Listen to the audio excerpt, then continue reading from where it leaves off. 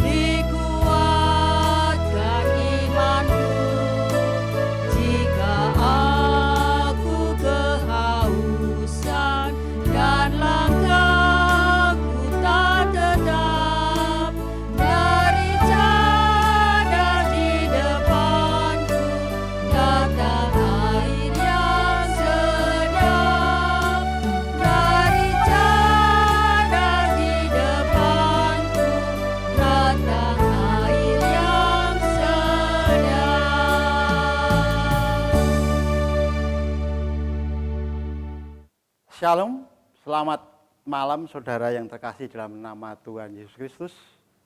Kiranya kasih karunia dan damai sejahtera dari Tuhan Yesus Kristus beserta kita sekalian.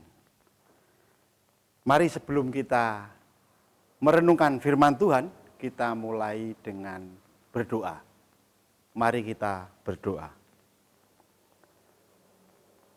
Terima kasih Tuhan atas penyertaan-Mu, atas berkat-Mu, atas lindungan-Mu pada kami dan yang telah kami rasakan sampai dengan malam hari ini.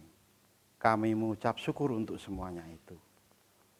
Dan sebentar lagi kami akan merenungkan firman-Mu. Kiranya Engkau buka hati dan pikiran kami. Biarlah apa yang Kau berikan pada kami dapat menjadi pegangan hidup kami. Terima kasih Tuhan, kiranya Engkau selalu menyertai kami.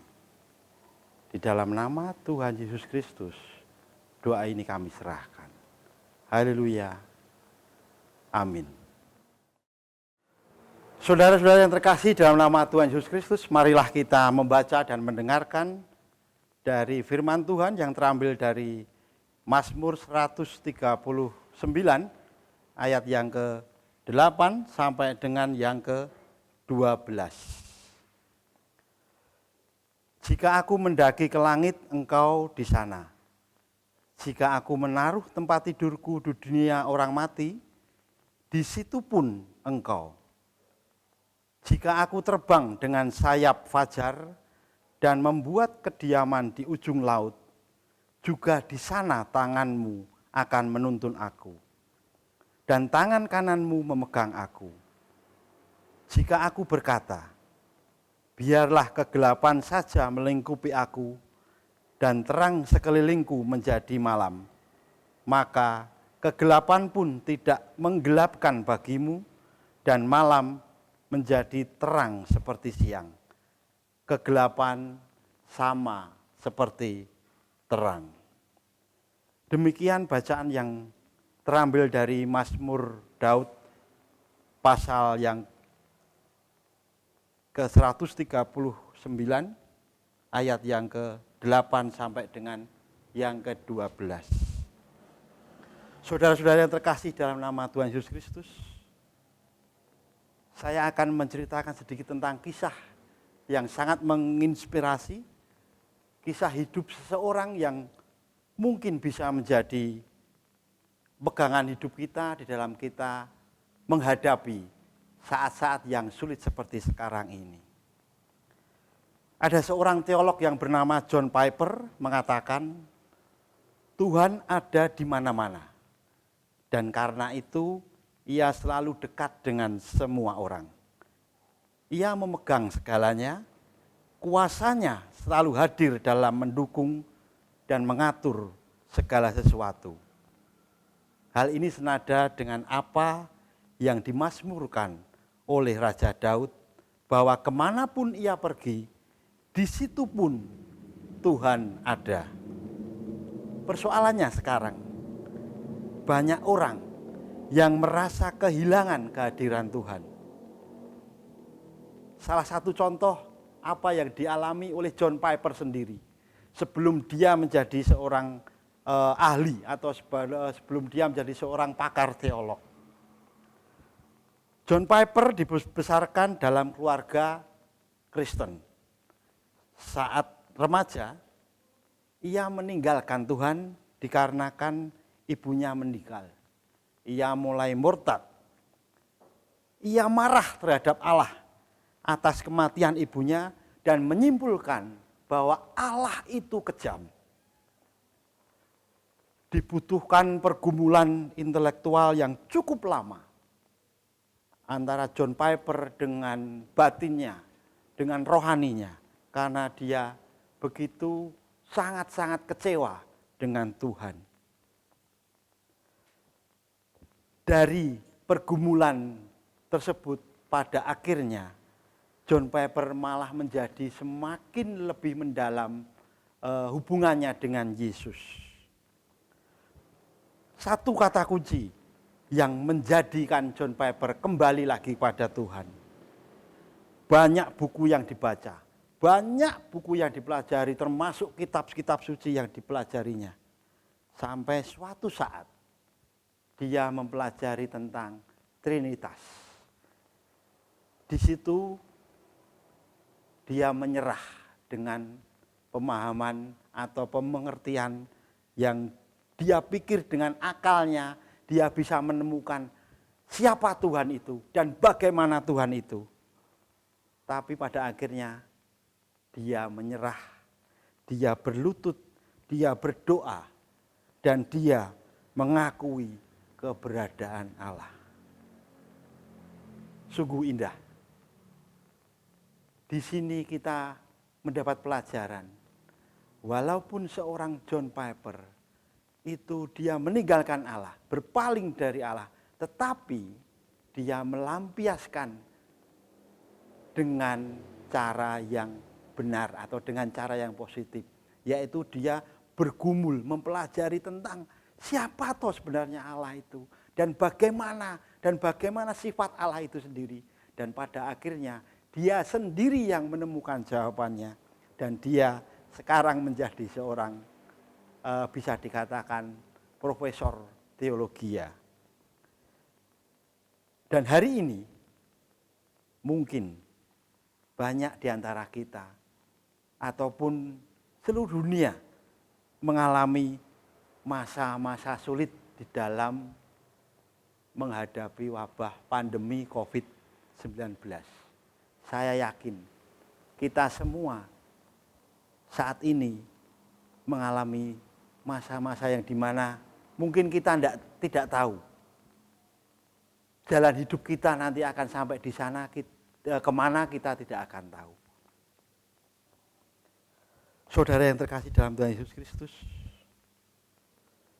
dari bacaan tadi, dari bacaan Mazmur Daud tadi, kita bisa mengambil pelajaran bahwa Raja Daud yakin akan keberadaan Tuhan.